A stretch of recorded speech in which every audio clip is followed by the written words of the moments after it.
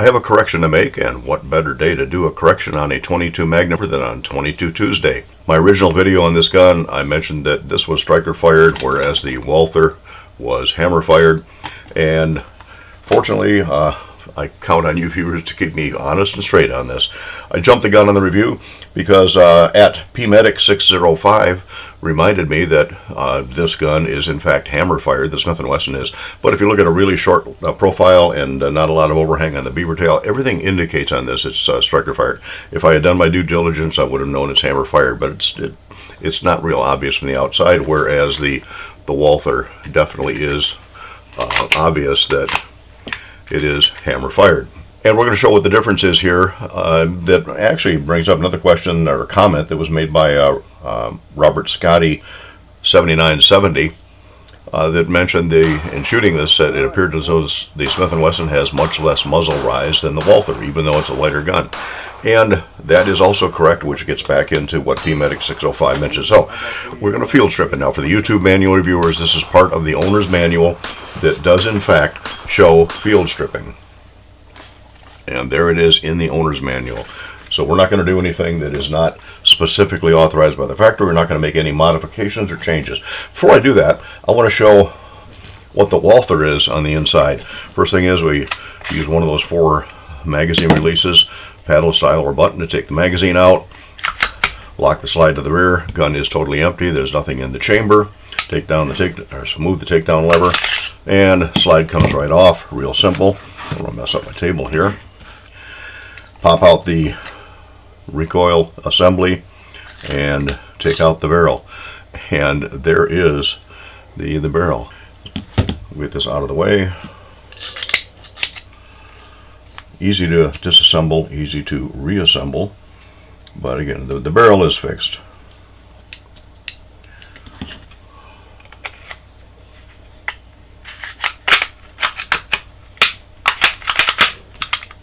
There, all back together. All right, the Smith & Wesson, a little bit different. Magazine out, slide to the rear, and there is nothing in the chamber. Safety is back on. Actually, the manual says that do everything with the safety on. There's no problem doing that. And this is still obviously wearing the O-Sight S in fully enclosed optic.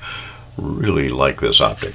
All right, so got the magazine out. It's been cleared. There's a little notch. You can just barely see it right here that we need to line up with the takedown lever and make sure those two are aligned. Then from this side, push out the pin. Comes out nice and easy, and leaving the safety on and leaving the hammer fully cocked. The frame slide separate. Recoil assembly is right here, and it is captured. And the barrel comes out. Now, this is the barrel, right? And the actual answer is no, it's not. This is a barrel shroud because the barrel is in here. And that's one of the reasons this is so much softer shooting. You can see a gas port right here in the top of the barrel. So therefore, nothing moves on this until the bullet is actually past that gas port, and the gases then will start to actuate, pushing the actual barrel component back while the barrel shroud stays in place. And that's why this thing is so low profile. It's light recoil assembly. And again, I really want to thank PMedic 605 for reminding me that it would help if I do my due diligence on all of these. Recoil assembly goes back in place, and you can see in here, just barely right there, there is the hammer. It's not exposed like it is on the Walther, and everything about this, the profile of all this tells me that it's much more like a striker fired gun, but it is in fact hammer fired. So I really appreciate the fact that that is shown up. But that barrel shroud is definitely what, or the barrel inside the barrel shroud is definitely what makes this gun shoot. All right, get that notch lined up and put the slide stop lever back in, and there it is.